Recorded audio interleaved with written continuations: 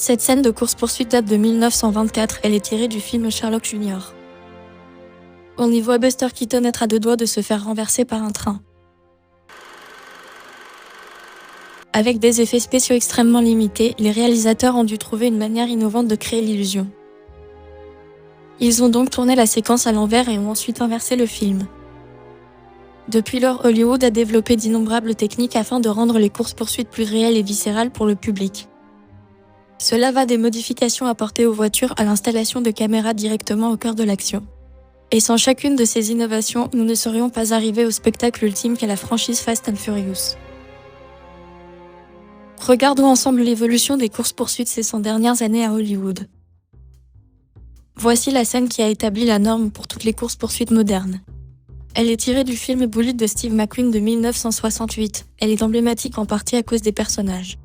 Look, Chalmers, let's understand each other. I don't like you. Mais aussi à cause de leur voiture. Cette Dodge Charger à l'allure méchante est une muscle car, un type de voiture qui a explosé en popularité à la fin des années 60 aux États-Unis.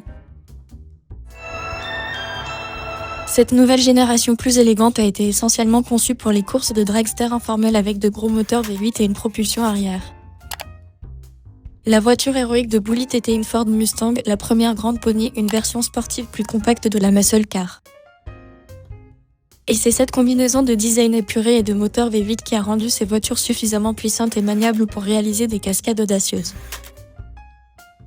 Comme par exemple des courses sur les collines de San Francisco à 180 km/h. Bullitt avait aussi un autre avantage, des caméras plus petites et robustes qui permettaient de filmer dans de vraies rues. Avant ce film, la plupart des réalisateurs tournaient des scènes de course-poursuite sur des plateaux de studio car leurs caméras ressemblaient à ça. Pour remplir la toile de fond, les réalisateurs utilisaient la rétroprojection, où une image en mouvement est projetée sur un écran situé derrière l'acteur. Comme dans cette course-poursuite du premier film James Bond 007 contre Dr. No, où la conduite de Sean Connery n'a pas l'air de correspondre au mouvement de son cabriolet. Bullitt a été l'un des premiers grands films hollywoodiens à s'appuyer sur la caméra plus légère à réflexe 35-2. Ainsi, l'équipe pouvait tourner entièrement sur place et donc emmener le public à l'intérieur des voitures. Ils ont monté des caméras sur les côtés du capot et à l'intérieur de chaque véhicule afin que les téléspectateurs puissent ressentir chaque bosse et chaque embardé. Ce style de caméra dynamique a été notamment utilisé dans la course-poursuite du film French Connection. Les réalisateurs ont monté des caméras sur le pare-choc avant du capot et le tableau de bord de la Pontiac de Gene Hackman. Ces angles multiples ainsi que la caméra portative depuis le siège arrière de la voiture ont montré toute l'action du point de vue du conducteur. Le résultat fait que la course-poursuite de Bond ressemble à une simple balade en voiture. Mais les courses-poursuites dont les enjeux sont plus élevés peuvent aussi s'avérer plus dangereuses. La course-poursuite dans French Connection a été filmée sans autorisation dans des rues fréquentées de New York parmi d'autres conducteurs et passants. Ces collisions à peine évitées que vous voyez là se sont réellement passées. Quant à cet accident, il était totalement imprévu. Au volant de la Ford blanche se trouvait un chauffeur civil qui n'était pas impliqué dans le tournage. Tout cela s'est produit alors même que l'acteur conduisait parfois plus lentement que ce que montre le film, une astuce basique utilisée pour réduire les risques. Vous voyez ces pots d'échappement qui rejettent de la fumée plus rapidement que la normale. C'est parce que les réalisateurs de French Connection ont utilisé une technique connue sous le nom d'accéléré, où ils filment une partie de la scène à une fréquence d'image inférieure. Ils capturent moins d'images, rendant ainsi le mouvement plus rapide, c'est tout simplement le contraire du ralenti. On l'observe également dans Point Limite 0, sorti la même année.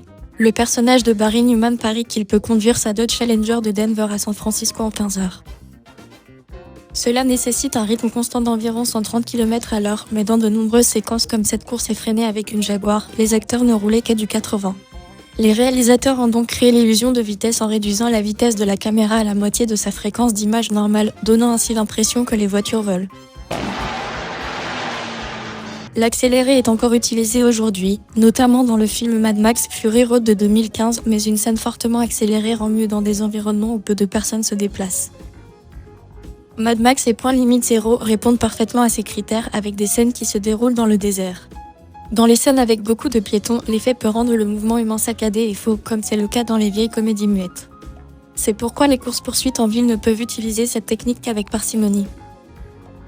La course-poursuite dans Paris dans le thriller Ronin de 1998, où la Peugeot de Robert De Niro poursuit une BMW, n'a pas du tout utilisé l'accéléré. Pour réellement conduire à ces vitesses folles, il faut généralement faire appel à un cascadeur. Les réalisateurs doivent donc donner l'impression que c'est l'acteur et non le cascadeur qui contrôle la voiture. Dans Ronin, ils avaient des voitures avec le volant situé à droite équipé de faux volants à gauche. L'acteur, en l'occurrence Robert De Niro, faisait semblant de conduire pour les gros plans, tandis que le cascadeur à sa droite effectuait toutes les manœuvres réelles avec un volant positionné hors champ. Mais avoir le cascadeur assis sur l'autre siège limite les angles que vous pouvez filmer. Et que se passe-t-il si le cascadeur ne peut pas du tout être dans le véhicule ? La solution est venue d'un film qui ne comptait absolument aucune course-poursuite, pur sang, la légende de Seabiscuit. L'équipe de cascadeurs de ce film a construit une plateforme spéciale pour filmer les scènes de course de chevaux. Finalement, cette plateforme a évolué vers une version plus petite et plus polyvalente, connue sous le nom de Biscuit Rig et spécifiquement conçue pour filmer des courses-poursuites. Il s'agit simplement d'un véhicule sur lequel d'autres véhicules peuvent être posés, qui peut être réassemblé dans différentes configurations, comme un camion Lego géant. La plateforme donne l'impression que l'acteur conduit alors qu'en réalité le cascadeur conduit depuis la cabine de pilotage. Cette cabine peut être montée n'importe où sur la plateforme, ce qui permet aux réalisateurs d'obtenir l'angle de leur choix. La plateforme Biscuit a permis de filmer certaines des scènes de voitures les plus célèbres d'Hollywood au cours des 2 dernières décennies. De cette scène dans Very Bad Trip aux nombreuses courses-poursuites dans Baby Driver. Prenez cette scène du film Drive où un gars qui poursuit le personnage de Ryan Gosling frappe l'arrière de sa Mustang pour la faire tourner. Après avoir tourné le tout avec 2 cascadeurs pour obtenir tous les plans extérieurs, ils l'ont filmé à nouveau avec Ryan dans la voiture et la voiture sur la plateforme Biscuit pour obtenir les gros plans et les angles intérieurs. Un cascadeur conduisait le Biscuit tout en parlant à Ryan via une radio pour l'aider à imiter tous les mouvements avec le volant. Dans la scène qui en résulte, Ryan a l'air d'être au contrôle du véhicule et parce qu'il est au cœur de l'action, le spectateur l'est également. Rendre les courses-poursuites de plus en plus immersives nécessite des systèmes de montage de plus en plus créatifs. Comme dans le film Tyler Rake avec une séquence de combat et de course-poursuite de 12 minutes conçue pour ressembler à une bande continue. Pour y parvenir, le réalisateur Sam Hargrave s'est attaché avec sa caméra à l'avant d'un véhicule en poursuite. De là, il pouvait suivre l'action de derrière, se déclipser, puis déplacer l'action dans la voiture pour faire passer aisément la prise de vue de l'extérieur vers l'intérieur.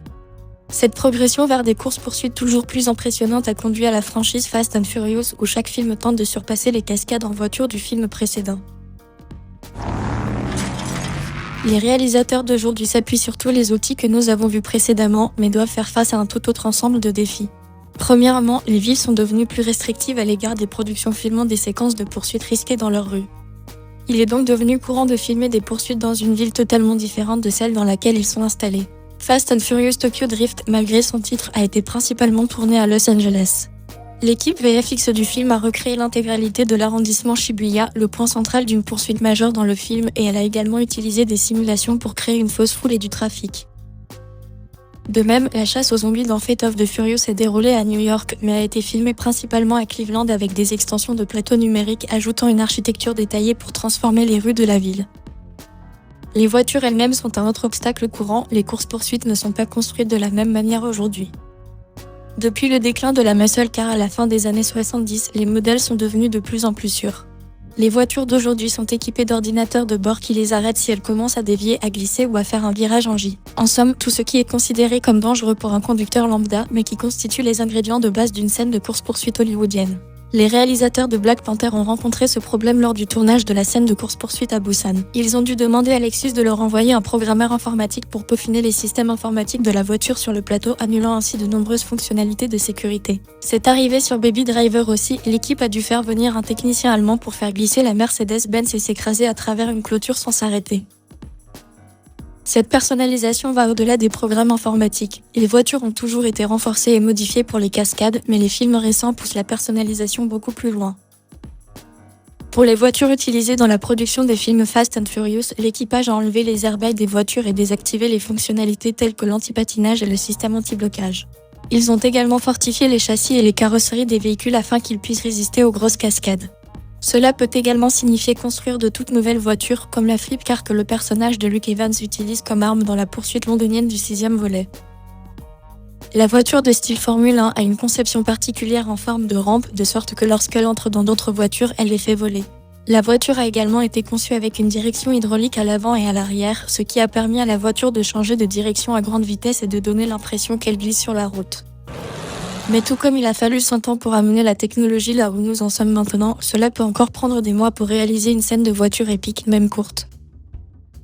Pour Fast and Furious 9, le réalisateur Justin Lin a déclaré que ce plan de 4 secondes avec une Toyota 86 avait nécessité 8 mois de préparation, 4 jours de production et plus d'une centaine de membres d'équipage. En résumé, même si ces voitures vont vite, c'est grâce au travail de production de longue haleine que les courses-poursuites sont arrivées là où elles sont aujourd'hui.